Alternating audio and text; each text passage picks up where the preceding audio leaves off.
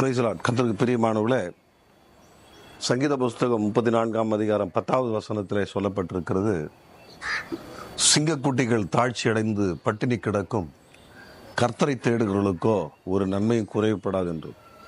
ஆண்டவருக்கு அன்பானவர்களே, வேதாகமத்திலே லூக்காவின் புஸ்தகத்திலே கெட்ட குமாரன் நல்ல குமாரன் என்று 2 பேர்கள் இருக்கிறதாக அந்த வேதத்தில் சொல்லப்பட்டிருக்கிறது. அதில் இளையவன் தன் தகப்பனிடத்திலே தனக்கு உண்டான எல்லா ஆஸ்திகளையும் பிரித்து கொண்டு அவன் தூர தேசத்திற்கு போய் பாவமான வாழ்க்கையில வாழ்ந்து எல்லாவற்றையும் அழித்து போட்டான். மூத்தவனோ தன் தகப்பனுடைய ஆலோசனையின்படி நடந்து தகப்பனுக்கு கீழ்ப்படிந்தனால அவனுக்கு உண்டானது 1 10 10 100ஆக பெருகினது.